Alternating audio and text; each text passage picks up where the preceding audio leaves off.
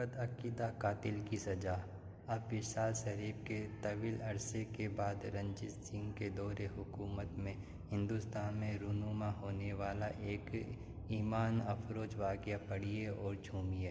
ایک نام نہاد مسلمان جو کرامات اولیاء پر منکر تھا، سموئی قسم سے ایک شادی شدہ ہندوانی کو دل دے بیٹھا۔ ایک بار ہندو اپنی بیوی کو میکے پہنچانے کے لیے گھر سے باہر نکلا۔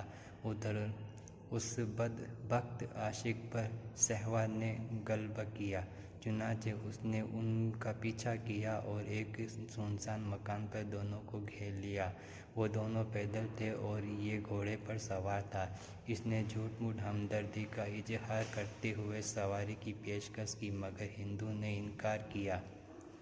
وہ استرار کرنے لگا کہ اچھا، عورت ہی کو پیچھے بیٹھنے کی اجازت دے دو کہ یہ بیچاری تھک جائے گی۔ ہندو کو اس کی نیت پر شبہ ہو چلا تھا، لہٰذا اس نے کہا کہ تم ضمانت دو کہ کسی قسم کی خیانت کیے بغیر میری بیوی کو منزل پر پہنچا دو گے۔ اس نے کہا کہ یہاں جنگل میں جامین کہاں سے لاؤں؟ عورت بول اٹھی، مسلمان 11ویں والے بڑے پیر صاحب کو بہت مانتے ہیں، تم انہی کی ضمانت دے دو۔ وہ اگرچہ غوث اعظم کے تصرفات کا قائل نہیں تھا، مگر یہ سوچ کر کہ ہاں کہہ دینے میں کیا جاتا ہے، اس نے ہاں کہہ دی۔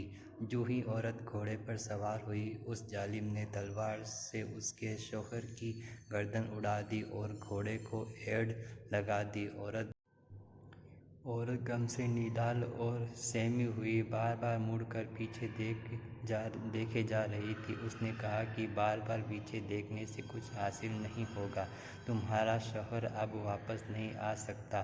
اس نے کپ کپاتی ہوئی آواز میں کہا، میں تو بڑے پیر صاحب کو دیکھ رہی ہوں۔ اس پر اس نے ایک قہقہا لگا کر کہا کہ بڑے پیر صاحب کو تو فوت ہوئے کئی سال گزر چکے ہیں، اب بھلا وہ کہاں سے آ سکتے ہیں؟ اتنا کہنا تھا کہ اچانک دو بزرگ نمودار ہوئے۔ ان میں سے ایک نے بڑھ کر تلوار سے اس بدعقیدہ عاشق کا سر اڑا دیا، پھر عورت کو ماں گھوڑے سے اس جگہ لائے جہاں وہ ہندو کٹا ہوا پڑا تھا۔ دونوں میں سے ایک بزرگ نے کٹا ہوا سر دھڑ سے ملا کر کہا، یعنی اٹھ اللہ کے حکم سے۔ وہ ہندو اسی وقت زندہ ہو گیا۔ وہ دونوں بزرگ غائب ہو گئے۔ یہ دونوں میاں بیوی مقتول کے گھوڑے پر سوار ہو کر گھر لوٹ آئے۔ مقتول کے وارثوں نے گھوڑا پہچان کر رنجیت سنگھ کے کورٹ میں دونوں میاں بیوی پر کیس کر دیا کہ ہمارا آدمی غائب ہے اور گھوڑا ان کے پاس ہے، شاید ان لوگوں نے ہمارے آدمی کو قتل کر دیا ہے۔ پیشی ہوئی۔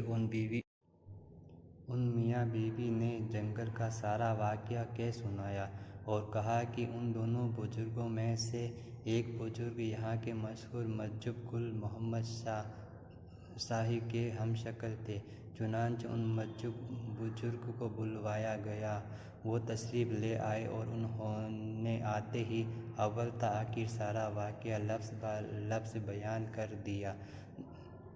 لوگ حضور غوث اعظم کی یہ زندہ کرامات سن کر اش اش کر اٹھے۔ رنجیت سنگھ نے مقدمہ خارج کرتے ہوئے ان دونوں میاں بیوی کو انعام و اکرام دے کر رخصت کیا۔